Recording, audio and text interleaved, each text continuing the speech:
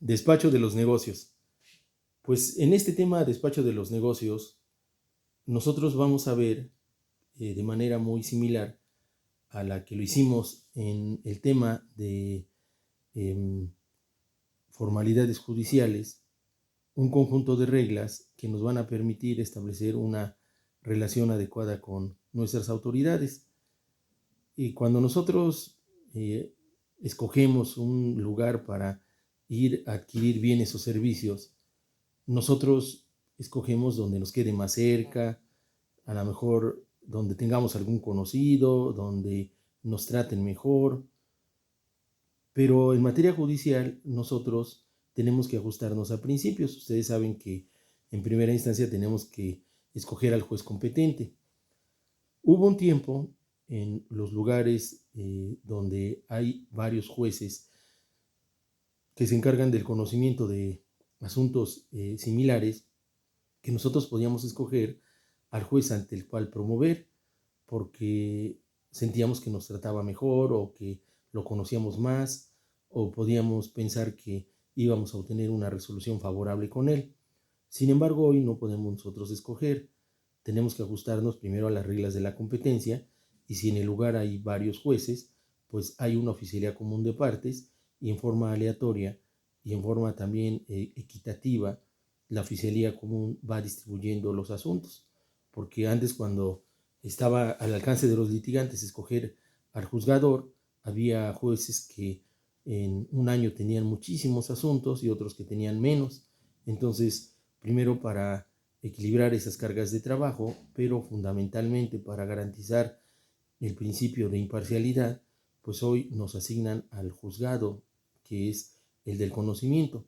Entonces, ¿cómo nos vamos a comportar nosotros ante el juez? Porque acuérdense finalmente que nos hallamos nosotros dentro del derecho procesal civil, y una de sus características es que es una de las ramas del derecho público, y público significa que hay una relación de subordinación entre los particulares y la autoridad. Entonces necesitamos nosotros saber esas reglas en el despacho de los negocios. La primera es que las audiencias son públicas, y esto es muy importante, principalmente cuando, como en el caso de ustedes, inician su formación profesional, porque van a ir a hacer presencia y aprender en audiencias a las cuales no les van a negar la asistencia, van a acompañar al abogado patrono y pues van a aprender. Hoy esta situación de publicidad está un poco restringida por la pandemia que estamos viviendo. Cuando termine la pandemia, seguramente regresaremos a la normalidad, pero en la actualidad, por las condiciones sanitarias, pues no permiten el acceso de las personas que no tienen nada que ver con el procedimiento, y pues podemos ver restringida el ejercicio de esta pues regla en el despacho de los negocios. Pero cuando las cosas regresen a la normalidad, seguramente vamos a poder acceder a tener acceso a las audiencias que son públicas. La excepción de las audiencias públicas es o son aquellas que se refieren a los juicios de divorcio, de nulidad de matrimonio, o aquellas en que el propio juez así lo considere, porque tengan que ver con cuestiones relativas a la moralidad o a algunos derechos que se pudieran poner en riesgo de las personas que están ventilando una controversia. Entonces, pero la regla general es que las audiencias son públicas. Ahora, el lugar donde se desarrollan las audiencias normalmente es el recinto judicial, y extraordinariamente fuera de las instalaciones. A veces se requiere acudir en algunos actos fuera de las instalaciones, porque pues se va a notificar a una persona fuera, se va a practicar una inspección judicial, o se va a practicar una medida de embargo, un lanzamiento. Obviamente todas estas diligencias tienen que ser fuera. Normalmente, tanto las audiencias como las diligencias son presididas por el juez. El juez puede encargar que presidan esas audiencias el secretario. Fíjense que antes, hoy tenemos nosotros un divorcio incausado, Y el divorcio incausado quiere decir que sin causa puede promoverse en forma unilateral o bilateral la disolución del vínculo matrimonial y en ese mismo juicio ventilar todas las eh, situaciones que tienen que ver con el matrimonio y en su caso con el divorcio, como la custodia, los alimentos, el derecho de visita y convivencia, etc. Pero el divorcio va a proceder siempre hoy. Es un divorcio en el que no tenemos que señalar la causa. Bueno, fíjense ustedes que hace tiempo teníamos nosotros las formas de divorcio administrativo y voluntario. Y en el divorcio voluntario, pues teníamos un ejemplo de lo que ocurría respecto de presidir las audiencias, ¿verdad? Porque se marcaba una primera audiencia donde el juez tenía que entrevistar a las personas que se querían o pretendían divorciarse y les preguntaba si así era y pues la intención era tratar de hacerlos reflexionar de la conveniencia de preservar el vínculo matrimonial, porque ustedes saben que el vínculo matrimonial se considera muy importante dentro de la familia y la familia es el núcleo de la sociedad, entonces de ahí venía la conclusión de tratar de preservarlo. ¿Qué pasaba en esas audiencias? Que es a lo que me quiero referir. Pues que el juez no las presidía, sino que salía el secretario, pero el secretario, como también tenía mucho trabajo, pues tomaba a ya sea uno de los pasantes o a una de las escribientes y salían y la entrevista no pasaba de más que quien actuaba por parte del juzgado les preguntaba si quieren divorciarse, ¿verdad? Sí. O sea, no los trataba de convencer o de ver cuáles eran sus motivos o su razón. Y ya entonces entraba y les decía, pues que si se quieren divorciar, está bien, ya se daba por satisfecha. También así estaba pasando en la conciliación, porque la conciliación es una etapa procesal donde se pretende avenir a las partes con la intervención del juez. El juez, al escuchar uno y otro, como conciliador puede hacer la propuesta de una solución y si las partes aceptan esa propuesta, pues el litigio se termina. Entonces hoy sí el juez trata de presidir esas audiencias porque imagínense ustedes todo lo que se ahorra. Si la audiencia se resuelve, el juicio se resuelve al inicio prácticamente, pues ya se evita todos los trámites posteriores y sí ponen interés los jueces en tratar de conciliar a las partes, o si le toca al secretario, pues también pone interés porque sabe que de alguna manera es ahorrarse un trabajo. Entonces sí se lleva a cabo el hecho de que el juez presida las audiencias y que si no está él o está con otra actividad, pues la delegue al secretario y que esta actividad se lleve a cabo de manera profesional.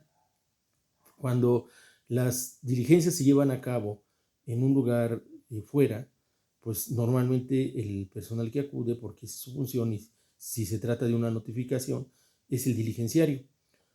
La ley marca que siempre el personal que actúe del juzgado se tiene que identificar.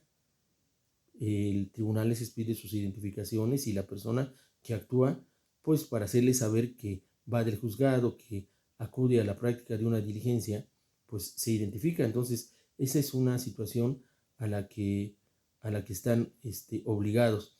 Y les digo, la mayoría de las actuaciones judiciales pues se llevan a cabo en la sede de los juzgados. Ahora, cuando nosotros presentamos un escrito, el secretario tiene que dar cuenta al juez bajo su responsabilidad a más tardar dentro de las 24 horas siguientes, o sea, el día siguiente. Se presentó ese escrito, inmediatamente se pasa para preservar pues el principio de que se alcance hasta donde sea posible, ¿verdad?, la obtención de la justicia en forma pronta. Entonces, al día siguiente le avisa. Recuerden ustedes que igual el diligenciario cuando recibe ya un acuerdo firmado por el secretario y por el juez, pues al día siguiente tiene que notificarlo a las partes, ¿verdad?, a través de la lista. Y también, si nosotros presentamos una promoción que a todas luces sea, le llaman notoriamente frívola, improcedente, nuestro escrito se desecha sin que le notifiquen a la parte contraria ni que se forme un expedientillo para desecharle. ¿Cuándo es una promoción notoriamente frívola? o improcedente, cuando sin necesidad de prueba sea contraria a la ley o a la naturaleza lógica del proceso. ¿Cuándo puede ser una promoción así? Pues que se equivoquen de el nombre de las partes, a lo mejor por ahí se confundieron y en una promoción y le pusieron los datos de un juicio distinto, pues es una promoción que está totalmente desvinculada de la secuela procesal lógica, pues lo que va a ocurrir es que se las van a desechar y al desechárselas ya promoverán adecuadamente, pero se trata de que no se entorpezca la buena marcha del procedimiento y que también sigamos con tratando de alcanzar la rapidez procesal que se requiere. Ahora, fíjense que cuando nosotros nos relacionamos con la autoridad judicial, pues debemos siempre tener claro que al encontrarse el derecho procesal dentro del derecho público, una de sus características es que lo hacemos como entes subordinados, o sea, tenemos que obedecer. Finalmente, el juez es el titular del poder coactivo del Estado, y nosotros pues tenemos que cumplir con lo que nos dice, y si no cumplimos con lo que nos dice, pues el juez puede hacer uso de la fuerza coactiva. Aquí básicamente hay dos aspectos en los cuales se puede hacer uso de la fuerza coactiva. El primero se llama correcciones disciplinarias y el segundo se llaman medidas de apremio. Fíjense bien, ¿para qué sirven las correcciones disciplinarias? Para guardar el orden y el buen funcionamiento dentro del juzgado. Si nosotros llegamos al juzgado y pues empezamos a realizar actividades que pues sean contrarias a lo normal, empezamos a gritar, ya nos queremos pelear con el personal actuante o con la parte contraria, el juez lo primero que hace, o el personal que esté presidiendo esa audiencia, es que nos llama al orden. Oiga, licenciado, no puede usted hacer esto, yo le conmino y ya, ¿verdad? Sería una especie de amonestación, o sea, nos va a pedir que nos conduzcamos respetuosamente. Si nosotros no hacemos caso, entonces nos puede imponer una multa que puede ir hasta los 500, serían días de salario, ¿verdad? Y si nosotros reincidimos en esa actitud, nos la pueden duplicar.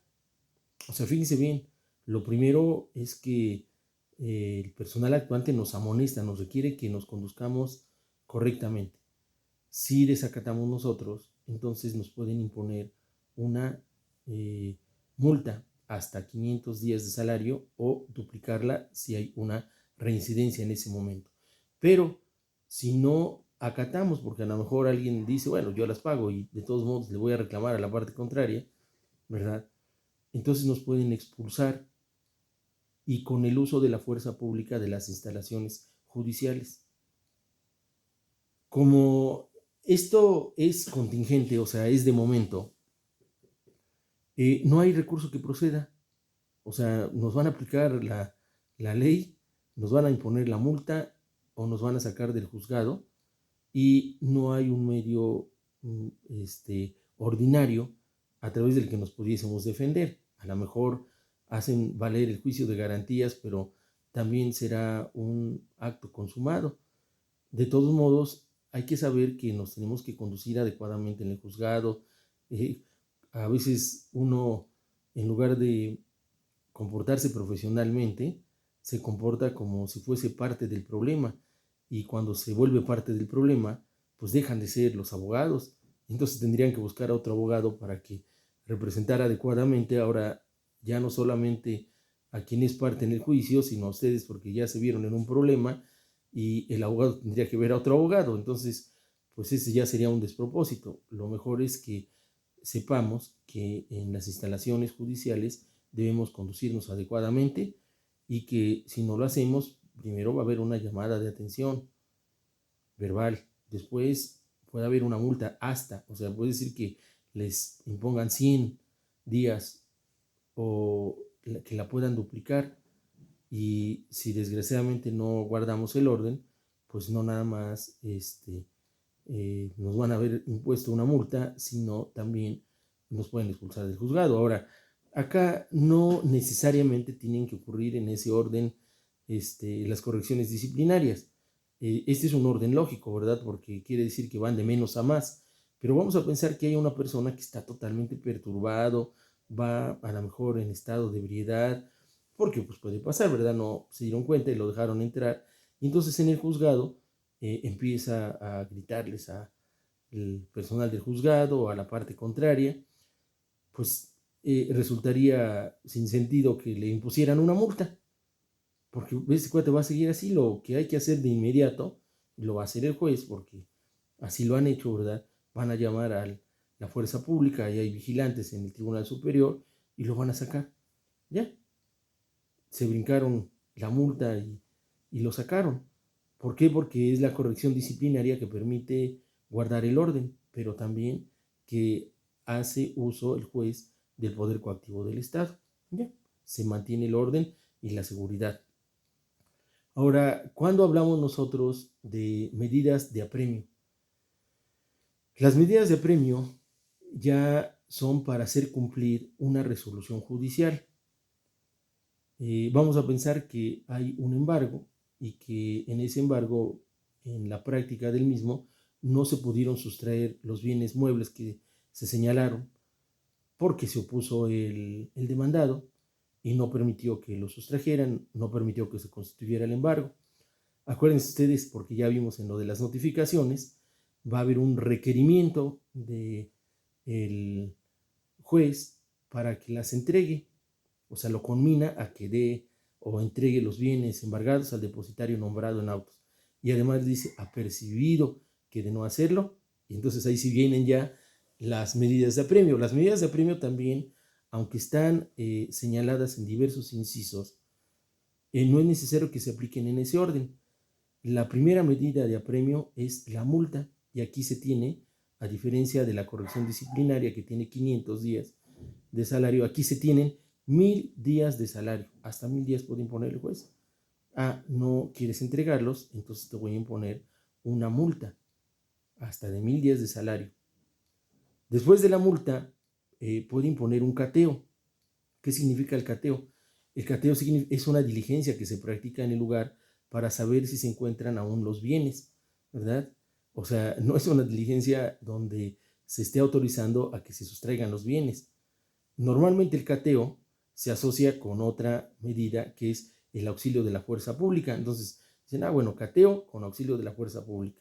Y claro que en ese momento, que es lo que hace el abogado patrono con la parte que es la parte actora que está solicitando el cateo, pues no le hacen saber al demandado que, oye, nada más venimos a ver si están los bienes y por si las dudas nos acompañan aquí los policías. Lo que se hace es que van a tratar en ese momento de constituir el embargo, y pues se entiende porque tratan de dar los resultados, pero la medida de apremio es el cateo. Hay otra medida que es también el auxilio de la fuerza pública, pues simplemente para guardar, ¿verdad?, el orden y que no se genere una situación de problema. Viene una medida que pues ha sido muy cuestionada y que ustedes pueden tener alguna opinión en contra, porque nuestra propia Constitución así lo establece. Es el arresto hasta por 36 horas. Y seguro ustedes de esta pues han escuchado mucho que pues a veces los políticos dicen, oiga, es que ya se prohibió el sabadazo.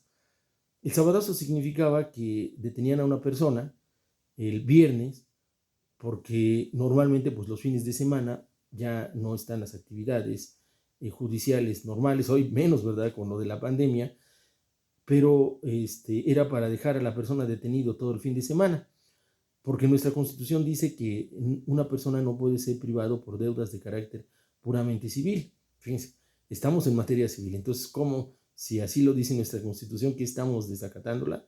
Pues no, fíjense que la ley establece el arresto, pero no porque no haya pagado, sino porque no obedece o desacato a la autoridad judicial. Claro que, ¿qué hacen las personas que son privados de su libertad a través de un arresto? Pues inmediatamente, si no hay otra manera más rápida de arreglar, lo que puede ser llegar a un acuerdo, encontrar el desistimiento y que se dé por pagada la parte actora. Si no es posible eso, entonces inmediatamente promueven su juicio de garantías. ¿Y saben qué? Se los van a conceder. Porque efectivamente la ley dice que no puede ser una persona detenida por deudas de carácter puramente civil. Eso es lo que se va a decir en el juicio de garantías. No obstante, el informe de la autoridad responsable pues no será en el sentido de que se le detuvo por la deuda, sino que se le detuvo por el desacato. Va a depender de la posición en la que se encuentren ustedes. Si ustedes llevan al actor, pues estarán solicitando como primera medida el arresto hasta por 36 horas. Quiere decir que pues difícilmente una persona ya cuando tiene sobre su cabeza la amenaza de un arresto o la posibilidad de un arresto, pues no cumple, pero hay quienes no cumplen de todos modos. Entonces ustedes lo van a solicitar y si se encuentran del lado del demandado, pues si detienen a su cliente, háganle saber que va a poder salir a través de su juicio de amparo, pero que pues va a pasar un tiempo ahí detenido. No estamos hablando de días, la verdad los jueces federales trabajan muy rápido y le van a conceder de inmediato la suspensión. Esta es otra medida de apremio más. Y la última, fíjense bien, es la orden de presentación ante el propio juez. Esta medida se le aplica no nada más a la parte contraria, que se rehúsa a acudir, sino se la pueden aplicar también a un testigo, porque acuérdense que los testigos pues aportan información que es importante para encontrar la verdad legal. Entonces, a veces lo que pedimos nosotros es una medida de apremio. La persona se niega a acudir y no obstante haber sido llamado, pues hoy lo presentan ante el juez. Ahora, fíjense bien, a veces la parte contraria, porque estamos hablando en la mayoría de los casos que quien recibe estas medidas de apremio, pues es el demandado. No obstante haberlas recibido todas, pues no cumple. Entonces dirán ustedes, oye, pues, ¿qué hago? ¿Qué pueden hacer? Pueden volver a pedir porque la ley no establece, oye, nada más se puede poner una multa. Podemos pedir que le pongan otra multa, que le impongan otra multa. O ya lo arrestaron una vez, oye, pues podemos pedir que lo arresten otra vez. Entonces, ¿qué pueden hacer ustedes si desgraciadamente la persona no cumple? Bueno, pues lo que hay que hacer, miren, a lo mejor no cumple con un arresto de 36 horas. Bueno, van a pedir ustedes sus copias certificadas, van a pedir antes de las copias certificadas que se declare la insolvencia de la parte contraria y con sus copias certificadas, el auto que declara que no está solvente porque no tiene bienes y no paga, pues vamos a presentar nosotros nuestra denuncia por fraude. Y en tratándose del fraude, pues no va a ser, si integramos bien nuestra averiguación, no va a ser solo un arresto de 36 horas, sino va a ser la persecución de un delito y una prisión que no se resuelve a menos de que la persona pague. Entonces, pues ojalá no tengan ustedes necesidad, pero pues ya les comenté. Entonces, estas son las reglas para el despacho de los negocios. Gracias, compañeros, y nos vemos en la próxima clase, que es un tema muy importante, que es el de los presupuestos procesales. Muchas gracias, que estén muy bien. Hasta luego.